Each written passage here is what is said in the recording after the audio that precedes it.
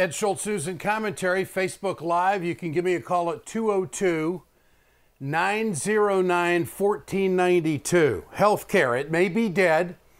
First, the president supported the Alexander Murray Compromise to reinstate help for low-income families. Now he's against it. It's been 24 hours. The big story in the news, and this is almost hard to explain, and I'll start it out with a question. I mean, how can a phone call to the family of a fallen soldier, to a grieving wife, how does that go sideways? How does that end up wrong? How does that end up? I mean, I am stunned at the back and forth that is taking place between the president and this family and the explanations that have been given. Congresswoman Wilson from Florida, I don't think she's helping the situation at all. She clearly has got something out for the president, and she's berating the president in the midst of this. If she's so concerned about this grieving family, I mean, she can't get in front of cameras fast enough to tell us how bad Trump is. Look, I'm not defending the president. I think the president's wrong here. He was totally inartful in his words, somewhat insensitive, for not knowing the magnitude and the severity of the meaning of this phone call. It's almost as if he's living in a different world. But according to the script, the only news we're getting is that Trump said that this soldier knew what he signed up for. I need more than that. Did the president say, I'm sorry for your loss? Did the president say this is horrific, it's horrible, I'm feeling for you? Did he say I'm praying for you? What was said other than this one statement? And that's what bothers me about this congresswoman, is it has an air of political dirt to it that is horribly unnecessary. These Gold Star families across the country who have given the ultimate sacrifice must be horribly offended by this. But we're not getting the full story.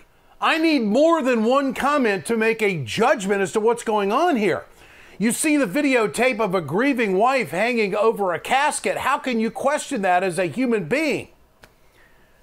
This is the most unbelievable story I think that the media has ever had to deal with.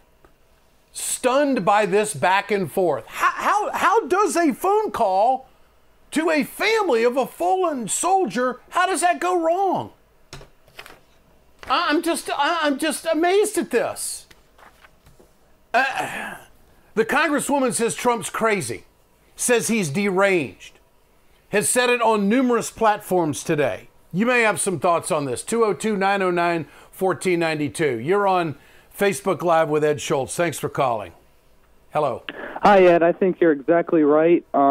President Trump was wrong, first of all, because this shouldn't even be a story. I mean, we shouldn't have to be seeing headlines all over the air about President Trump having a call with the widow of a dead soldier, and this being such a divisive news headline. But at the same time, this congresswoman is clearly taking advantage of it, and it really is a dirty and, frankly, immoral attack. I mean, I don't support the president because I just really think he's done a terrible job, but this congresswoman really chose a terrible subject to attack the president on, and clearly she's doing it for political gain.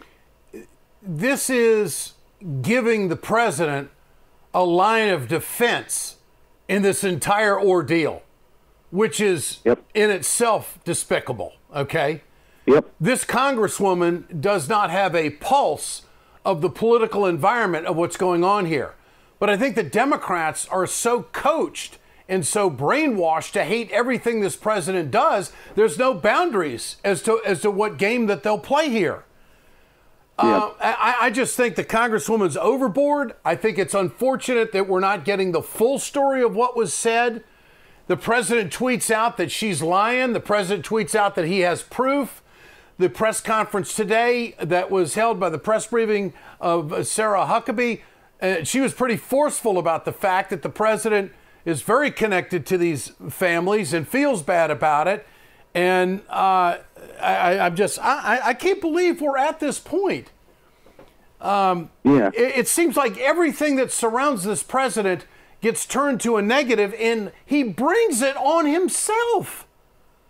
Mm-hmm. God. He does. Now, what we need to point out is that General Kelly has lost his son in combat. He's the chief of staff of the president.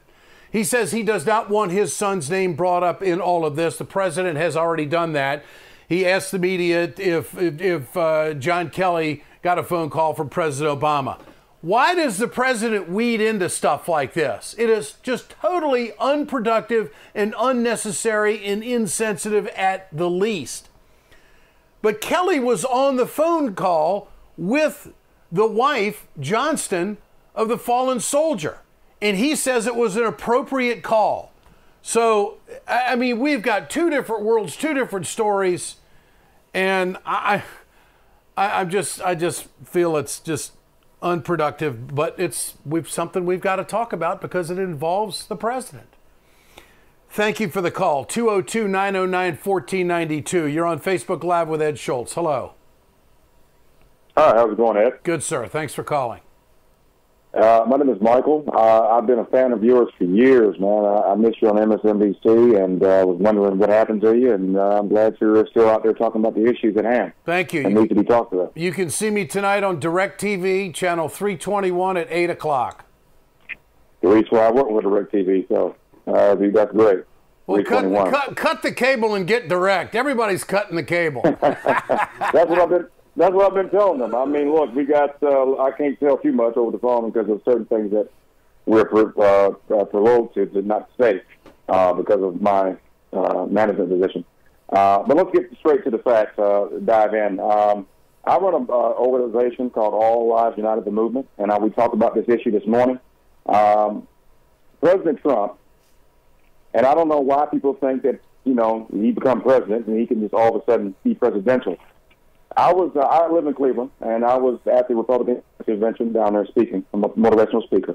And talking with some of the people there that was inside, one of the delegates that votes for Trump, told me that they wasn't even organized. They wasn't even close to be organized in that building. If you cannot control a convention, how can you control a country? So I don't know why everybody's surprised. I mean, come on. He's always showing his true colors. What he did with the military folks speaking about, well, he knew what he was getting into. We all know what being a soldier means. Sacrifice. It's bigger than yourself. Well, there have been interviews of the Gold Star families that say that they have been to the White House with President Trump, and right. They were impressed and felt touched and felt his sensibility and understood his. Yeah, but the whole thing about it, Ed, the whole thing about the whole thing is, the truth of the matter is, people who want to pretend that they're something they're not, they're going to act it out. He's not genuinely this person that these people feel. Okay, well, what he is. You know what? I you can mark that up against the president with your opinion, and everybody's going to render judgment, their own personal judgment on all of this. And there's going to be more soldiers that are going to die. There's going to be more. Yeah, there's going to be more families. There's going to be more phone calls, and it's unfortunate. He's got to be more sensitive to the fact of, he's the president of the most powerful military on the earth, or in the history of human evolution, human civilization. And one of the three things about leadership is you got to care about its people, its country, and its constitution. Yeah. He doesn't show that he has any sense of that at all. Okay. And if we could sit here, and I'm going to say this, I'm going to say this before I get cut off, before you go off on something else. What the Republicans are doing, seeing exactly what the president is doing, all because they're not going to get rid of him because of these tax cuts. You're telling me that there's an amount of money to sell out your country. Oh. There's an amount of money to sell out your country. I totally agree. They're not going to impeach Trump. They want these, they want these tax cuts is what they want. And I do believe that if Trump is able to get the Republican Party to vote on tax reduction, and it helps everybody, not some more than others, but if he gets that corporate rate, down to 20%, I don't think the American people are grabbing on how influential that's going to be on corporate America and the support they're going to give him for re-election. You're absolutely right. And he's banking on that. He's banking that if he scratch his back, if they scratch the corporate people's back, he'll scratch his back and make sure that Russia. And let's get to Russia. All that stuff wouldn't be. The Russia thing is bullshit. The Russia thing is total bullshit. The Senate committee has already come out and said there was no collusion. Jeff Sessions has given more testimony today, the Attorney General. There's no collusion. The president's very strong about no collusion. Meanwhile, the Democrats are wasting millions upon millions of dollars on chasing a rabbit down a rat hole instead of going after the issues. That's how I see it. I appreciate your call. Thank you, sir. 202-909-1492. Nobody else. All right. I want to share this with you here. The tax plan. Now, I work at RT America. I do the news, 8 o'clock Eastern time out of Washington, D.C. On RT America. Very proud. It's a wonderful company. And we get accused of propaganda, which is bullshit. Let me tell you what propaganda is. Listen up. Let me tell you what propaganda is. Yesterday, in the old executive building, liberals, listen to this. In the old executive building here in Washington, D.C., which houses the vice president's office, they held a radio row with right-wing talk show hosts selling the tax package. Pence came in for interviews. The president came in for interviews. Administration officials came in for interviews. And they used this building, they used Radio Row, they invited these right-wing talkers to do what? Propaganda on the tax package that is going to screw the Treasury. The short calculation on this is that our deficit will explode $1.5 trillion over the next 10 years. There weren't any liberal talkers asked to come to the old executive building and be a part of the Radio Row. There weren't any progressives. And the Democrats have yet to say anything about it. Let me tell you a story back when I was doing radio. In 2002, I was doing my radio show out of the Hart Building, the Hart Senate Building here in Washington. And Trent Lott didn't like it. He says that those buildings should not be used for political purposes on talk radio, and the Ed Schultz radio show was thrown out of the building and never allowed back in. We were broadcasting in Senator Conrad's office. We were broadcasting in the conference room. We were broadcasting in Senator Dorgan's office. I remember interviewing Senator Wellstone, who was against the war at the time, and Trent Lott put the hammer down saying no more talk radio out of the Senate buildings. Well, I guess things have changed.